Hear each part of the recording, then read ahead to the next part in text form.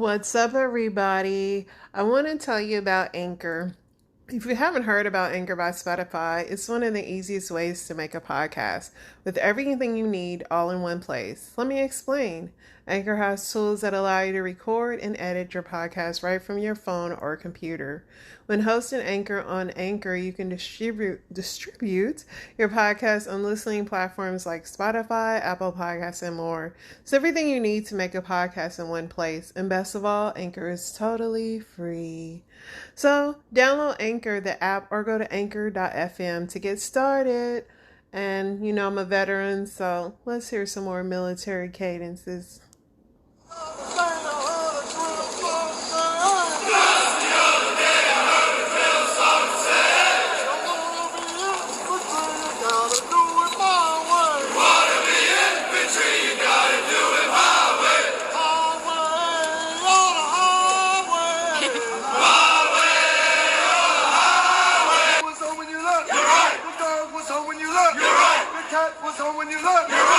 What's up, family?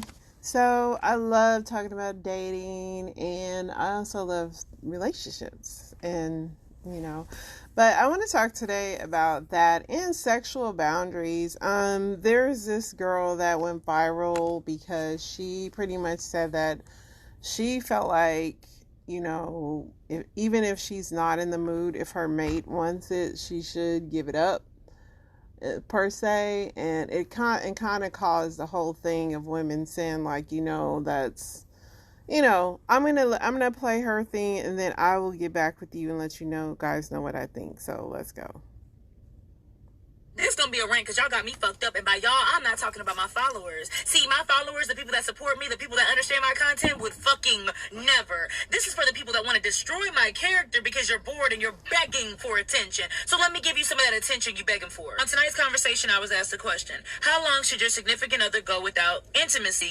Getting it on. I said there's a lot of reasons why a woman might not be in the mood, but for me, it usually takes me about a week, no longer than that. If I'm going through something, a wave of depression, or I lost my job, it usually takes me about a week. Keyword. Let's unpack some of the dumbest comments. Well, my man actually likes me, so I don't have to force myself to do anything I don't wanna. That's pretty awesome, Brenda997, but that's not what we were talking about. See, it takes me about a week or less to shake off any stress or bullshit that I'm going through. Now, if it's something catastrophic or tragic, it may take me longer. Another point is, you're not me. So however long it takes you is however long it takes you. I've made multiple videos talking about how sex is a privilege and not a duty within a relationship. If you don't feel like having sex, then don't. I said it takes me about a week. I said the D word and it triggered a lot of you, so let me explain. There's different types of depression, levels of depression, and different people handle their depression differently. I know it's gonna blow your mind. This gonna be a hard pill to swallow, but the reason I said that I respect my man is because I absolutely do. If you're in a relationship with anybody, you should think about that other person. Just because you lost your desire to have sex doesn't mean that your partner lost their desire for you. If you do have a good partner, then you know that that person is wiping your tears. That when you're overwhelmed, stressed out, not in the mood, or depressed,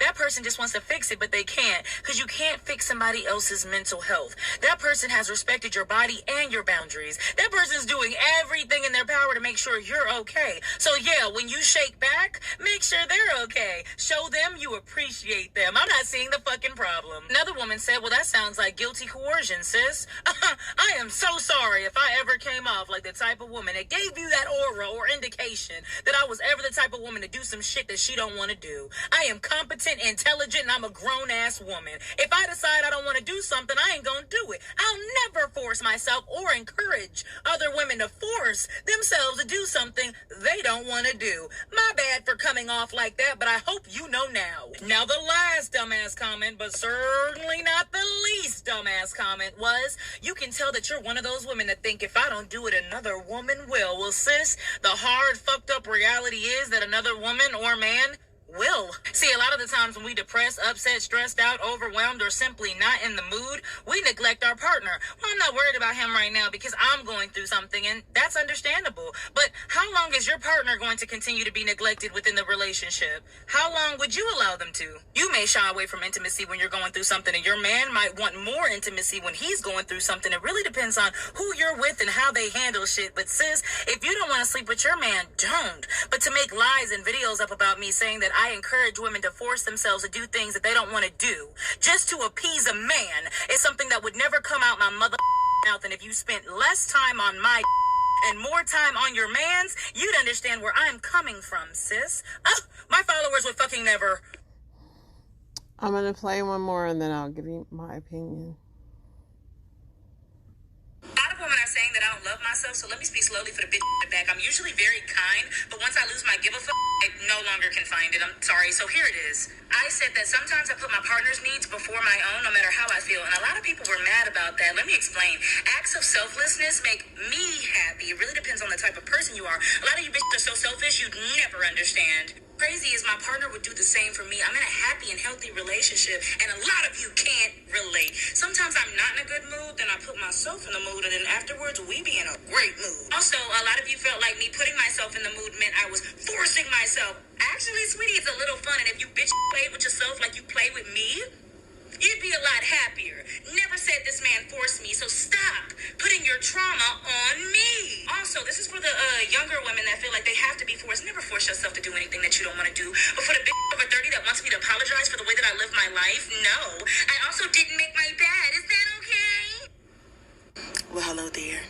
It's giving, baby, I'll get blue balls if you don't give it up to me. And us believing that dumbass shit. Y'all remember that? To the younger generations, listen to me. Blue balls is a myth. They made it up.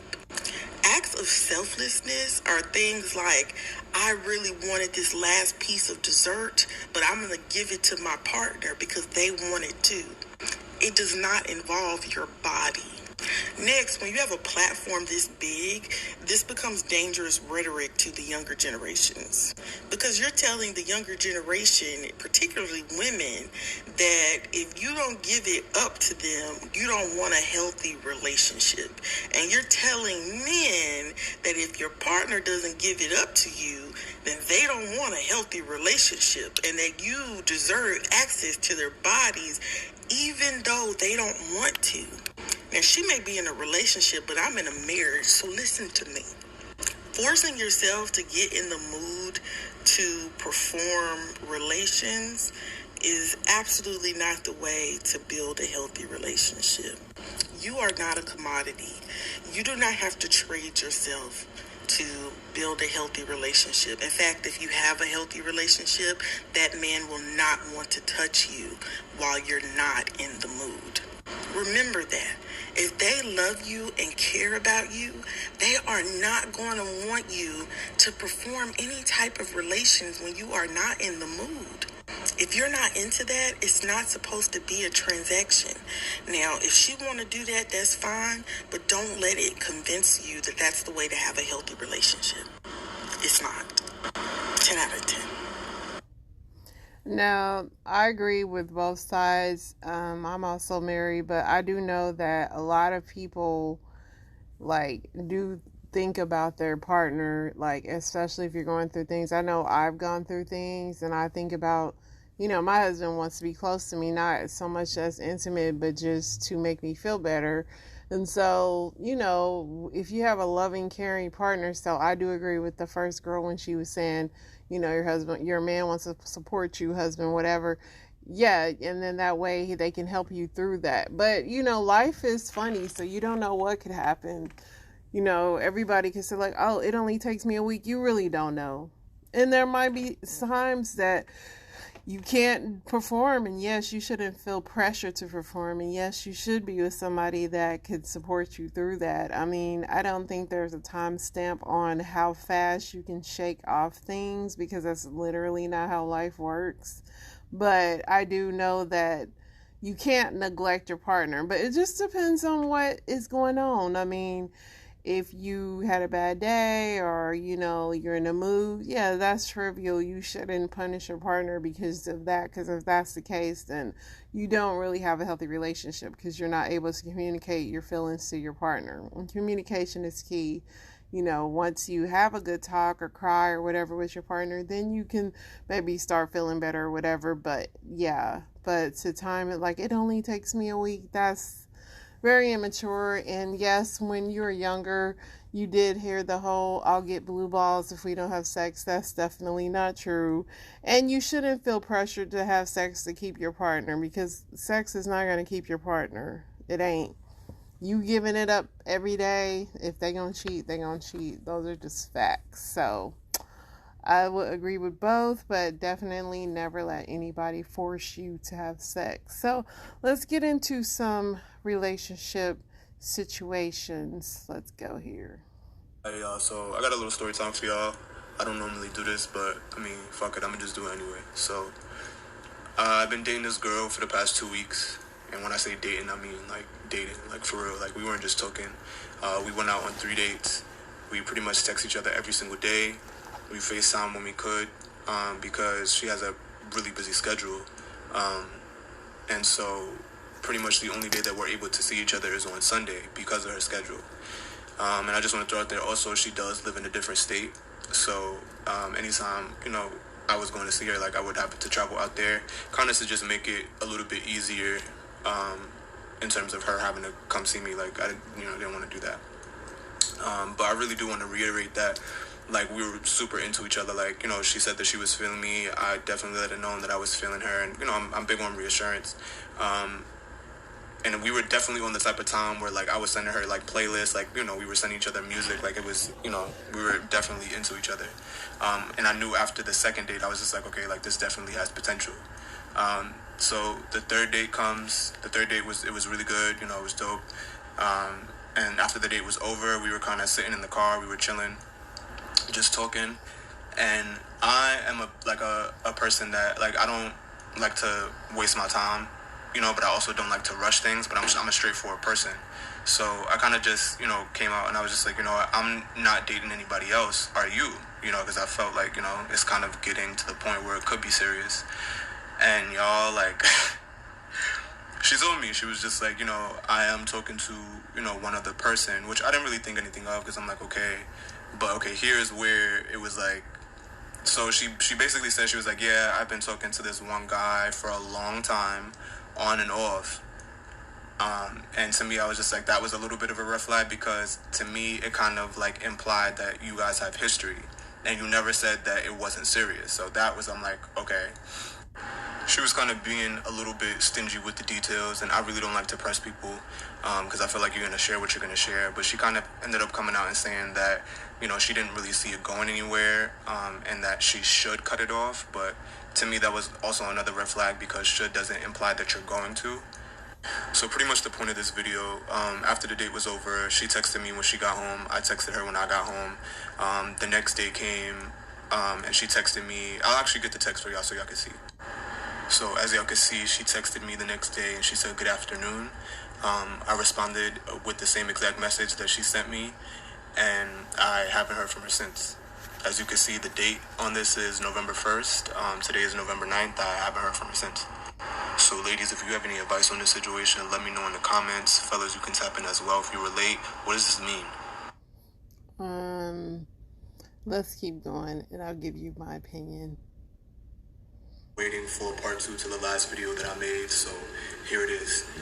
It's a lot of information, so I'm going to try to be as quick as possible.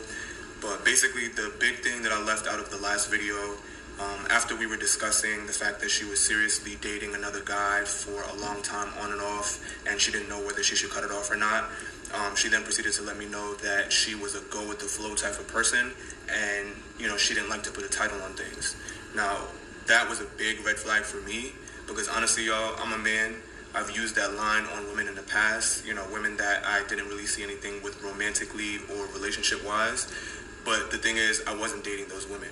And I let my intentions be known from jump, just so there was no confusion down the line. Like, hey, I'm not really looking for a relationship right now. We can see where this goes, but I just want to be clear with you. That's the type of time that I'm on. So just imagine you're in the middle of planning a fourth date with somebody that you're really interested in, and they're telling you they're interested in you as well, and then they drop on you that they're seriously dating somebody else for a long time on and off. They don't know whether they should cut it off. They're a go with the flow type of person, and they don't put titles on anything. Honestly, you guys, it was a lot for me to unpack in the time, but that after the date was over, and the time that we were texting. I know a lot of you guys were criticizing me because y'all thought that I was being dry with my responses and the messages that I was sending. That was just one message, but in all honesty, I was really trying to match her energy, to basically be like, you know what, I've already expressed my interest in you, so now I'm putting the ball in your court, and I want you to let me know what's up. Like, you tell me, because I've already showed up. So honestly, I was doing that as a way to kind of get her to reciprocate my energy, but as you guys see, that wasn't the case because she never even responded to the message. On top of that, you guys, there was another thing that I left out of the last video as well, and while all of this was going on, while we were in the car on the third day discussing all of this, she had a guy, and I'm not going to disclose his name, but she had a guy call her phone, and I didn't think anything of it. He called, and she kind of responded like, oh, why is he calling me? But my thing is like, I don't know. You tell me. Like, you know why he's calling you. So she declined the call. He called back within 30 seconds. She declined again. To me, it was kind of just like what's going on here? Like, is this the guy that, you just told me that you're seriously dating? He's calling you, like, while you're out with somebody else? Like, it was just a lot. So that's why you see me, kind of hesitate with the response that, I sent. I was honestly just trying to process my feelings. But I just want to say, thank you for all the love and the support. I really appreciate it. You guys, something very, very big happened between the making of the first video and this video. So please, I want to update y'all. Let me know if I should do a part 3. He ain't gonna drag this out, but let's listen to his part 3. Y'all. Just a quick disclaimer. This is the last part in this series, or whatever you want to call it. Just to clear some things up, I know some people were commenting on the ring that I was wearing in my last video. It's not a wedding ring. I'm not married. It was just a gift from a family member, because I like jewelry, as I can tell. Like, I wear jewelry a lot. But getting to the point, you guys, so I know that a lot of you were speculating, and to confirm, yes, she did text me. She reached out to me a few days ago for my birthday, basically just wishing me a happy birthday. She said that she hoped I enjoyed my trip and I had a fantastic year to come. I responded and, thanked her. I appreciated her sending the message, but I was kind of like, so are you just not going to acknowledge the fact that you basically forgot about me? Like, and so she responded, and I'll get the text for you guys so you can see. This is what she responded. She basically was trying to allude to the fact that I was the one that forgot about her, which was weird. So this is why you see me respond this. I basically said you never responded to the message I sent. And you guys, this was on my birthday. I was trying to enjoy my trip, so I kind of was just saying, is it cool if we talk about this when I get back home? She completely disregarded that message, and she proceeded to send me a screenshot of the same exact text thread that I showed you guys in part 1, basically saying I never sent her anything. Which is like, if you guys go back to part 1, you can see where she said good afternoon, I responded good afternoon. So that made me respond and say, like, LOL, like, did you not see where I said good afternoon? And y'all, she never responded to that message, but I'm here to say this. I don't care if she does or if she doesn't. I'm good off that situation. I'm good off her. She could have old dude, old dude could have her. I wish them the best of luck. But to be honest, y'all, I know my worth. I know what I bring to the table. As far as I'm concerned, I am the motherfucking table. You feel me? And, I just want to say I love you guys for all of your support, all of your advice. I know a lot of y'all said that y'all wanted to see me win. And honestly, y'all, I am winning. I'm single. I'm enjoying my life. I have hella women trying to pursue me now. Like, my DMs on Instagram are crazy. Okay, I had enough of him, but he seems like he was looking for new dates. I mean, clearly he didn't need 3 parts to understand that girl was putting him on her bench. If you don't know what that means, she was just having him as a collection. When she gets tired of the other dude, she would go to him. But you know, he sounds like a woman scorned, and all the girl did was literally just not talk to him a lot, which most guys would love that. I'm surprised that he is bothered by that. But yeah, let's keep going. I just had the weirdest revelation that the reason I attract narcissistic people and emotionally mature people is because I like that. What makes me feel valued and loved is loving and healing other people and helping them evolve. I mean, like, look at this page. It's a spiritual development page. But then it all goes wrong because somewhere along the way a situation occurs where I need to be loved and taken care of, and they're not capable of it. And because I have such strong boundaries, I end up cutting them off, and then I become the actual villain of the situation because, like, I open up their vulnerabilities and trust and an attachment in a way that they haven't had before because I have been, you know, meddling through all their bullshit, and then I just drop them and they become worse. I already responded to this in the comments, but I just want to say out loud, love should 100% be conditional when you are dating. Honestly, in most scenarios when it's not your child. Unconditional love is the gateway to being abused. You should 100% withdraw from people who continuously cross your boundaries on purpose or because they just don't have the skill set to be what you need. As long as you're communicating, hey, this makes me uncomfortable, and if you keep doing it, I can't engage.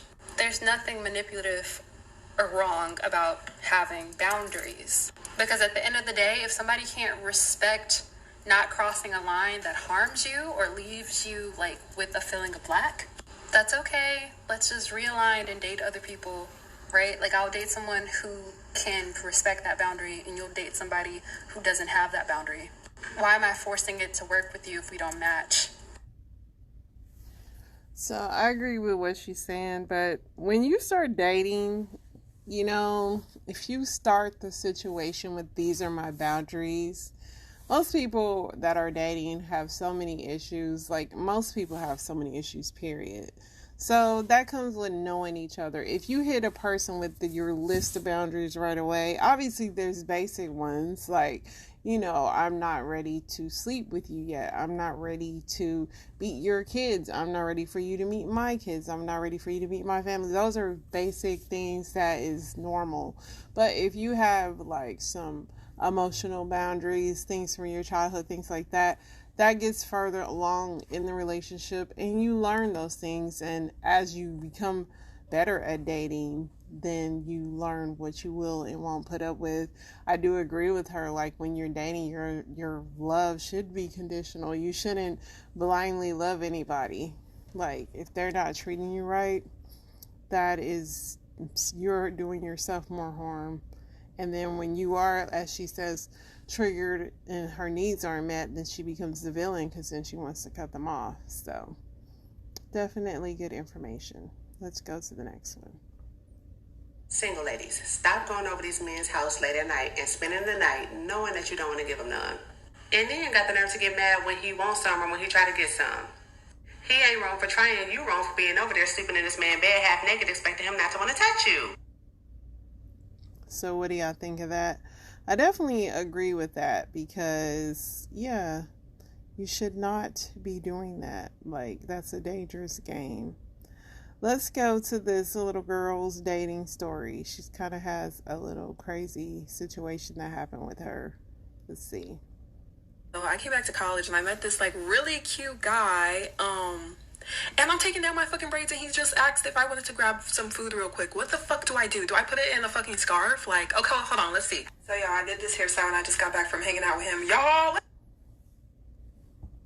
bro, I'm so mad right now that I have to redo part 3 because it keeps getting freaking taken down. So I'm gonna try not to curse because TikTok keeps muting the other ones. So basically I got to his place and he lets me in. I go through his apartment and then I get to the room. So basically, I still thought we were on some, like, friendly stuff. So I was laying on one side of the bed while he was laying on the other side of the bed. Like, literally, there was a gap between us. And so then I'm asleep because he was taking too long. And then, like, I hear in my dreams, I'm like, do you want to cuddle? So I'm like, I wake up because, bitch, I'm I'm already dreaming at this point. But I was like, oh yeah. So then basically we're cuddling and stuff like that. I'm Little Spoon, he's Big Spoon. And like I keep forgetting to mention that he's white, y'all. He's Italian. And like I really thought he was like mixed at the beginning because he, you know, Italians have like really, really like dark tans, and he had like mixed people type of curls. But anyways, so he was cuddling me, and like basically I like to do this when people are cuddling me because, you know, that's my love language. I like touch. But I had to mention that he was white because a lot of black guys, when I be with them, they be like, oh, you so fine. But this dude whispered in my ear talking about some, oh, I can't get you out of my mind. And so I was like, because I don't know how to flirt. So I was like, oh, what do you mean? I'm right here. So then anyways, so while I'm over here rubbing like his arm that's on me, he takes that as a sign to like kiss me. So we making out. We're making out, and like he's talking about some, oh, should I get the condom? I'm like, no, we're not having sex. He's like, oh, let me eat them meow meow. Yeah. I'm like, no, we're not doing that. And so I don't know what happened, but one thing led to another, and bop to the back, bop. And he was going crazy because, okay, so y'all, I only mess with tall guys with long fingers. And he was kind of like 5'10", and he has short, stubby fingers. So he was kind of going crazy, like bop. And it hurted. It literally hurted. And I was like, no, it hurt. He was apologizing. He was like, oh, I'm so sorry. I was like, I'm not doing that no more. So then we get to kissing and stuff like that. And like this dude is literally choking the stuff out of me. Like he's literally going ham, like. And so in my head I'm like, oh my gosh, this is when I'm gonna die. Like I'm in this random guy's bed that I just met today, and like I do not know him. Like he's going crazy, like actually choking me. And like in my head I'm just like, oh my god, this is literally like 50 Shades of Grey. Like this is like y'all, that literally blew me. And so then like we're making out, right, and my eyes are closed like a normal person. Then he freaking grabs my face because he's like on top of me. He grabs my face, he does this. And so I open my eyes because I'm like, what's going on? And I literally see spit coming out of this guy's mouth. And I was freaking grossed out because I ain't never did that before. And aren't you supposed to freaking ask people like, oh, you like to get spit in your mouth? Blah, blah, blah. Hell no. No, I do not. But anyways, yeah, the spit was coming down, and like literally, like by the time I opened my eyes, y'all, it was a little too late. Okay? That's all I got to say. But then as soon as he did that, he kissed me, and bitch, I spit that shit right back because I guess people swallow it, but I did not fucking swallow it because what the fuck? I'm glad he brushed his teeth because that was... So her bop was her saying that he started fingering her. So as the previous video played, when the lady said, stop going over these men's house if you don't plan on... Yeah. Not that you should have to. This goes back to the whole forcing yourself. But she's funny. I'm so glad her situation is like she's alive to tell this story. But let's get to her part 3. I was asking for a part 3, and I know, fuck, like I really don't even want to fucking say this part. But when he was spitting, bitch, like the spit was already fucking coming out, bitch. Like I don't know what the fuck to tell y'all. But that shit, it was. So it went in, but like, and then as soon as he did that, he kissed me. I said, I did not swallow that shit. I guess people fucking swallow spit, but bitch, I'm glad he fucking brushed his teeth because as soon as it went in, bitch, and he fucking kissed me, like, bitch, I said, that shit, I gave him that shit back. The fuck? Ew. And so, yeah, after all that, I was like, yeah, it's time for me to sleep. I was like, yeah, actually, I have to hit the gym in the morning, blah, blah, blah. I have this class at 9:30. So, bitch, yeah, I took my ass to fucking bed. I took my black ass to bed, and so did he. And I woke up in the morning, and I was like, yeah, I gotta go. Dipped. And then throughout the day, he was like Snapchatting me and stuff like that. I'm like, I hope you don't think this is something, because I'm not doing that shit again. Never again. And he literally got out of a relationship last month. So I'm like, I don't know what the fuck he want from me, but leave me the fuck alone. I'm not doing that shit ever again. Poor baby. Yeah, I'm glad she's alive to tell these stories because it was just too crazy. So let's talk about what is sexual consent, guys. So I'm going to let somebody read you the definition. So let's go. Back. So it's been a minute since I've talked about boundaries. Let's move on to sexual boundaries. This video before really let me know that we should establish some things. We should. A sexual boundary is how far we are willing to take what we do sexually or physically. For example, some people enjoy whereas others do not. Sometimes our other boundaries might be pushed or probed by our partner asking us to perform something that we are not comfortable doing. It is fine and healthy to inquire about a partner's limits and desires. As beings, the only reason why I'm not saying that is because I have some kids watching, we have the right to say no to things that make us uncomfortable. Personally, I feel like you have the sexual boundaries you have for yourself that don't change depending on the person, and then you have the boundaries that you have with your partner or partners. So first we'll address the boundaries that you can have with yourself and how they can protect you from the very sad situation that did happen to the person in the video. Your boundary can be, no matter how many times I am coerced or cajoled or convinced or someone tries to tell me or like push, I will still not do anything with them. Doesn't matter if they do this or they do that or they take you to this place or that place, take you on a trip, take you shopping, take you drinks, whatever. It could be the best date of your life. And your boundary could be with yourself no matter what. I don't have to do anything sexual with this person. Unless you want to. That's the cool thing about boundaries. For yourself, it could also be your pronouns when your last STI test was to date, whether positive or negative, and you can also require the person that you're with to provide them before interacting with them as well. And you can say to yourself, well, if they're not going to provide that, then I'm not going to interact with them. Simple. That's it. You also can have a boundary with which contraceptive methods that you would like to use, and that there has to be a contraceptive method. Up to you. You also can decide which stimulation that you respond well to, and also whether or not that actually means you want to move forward.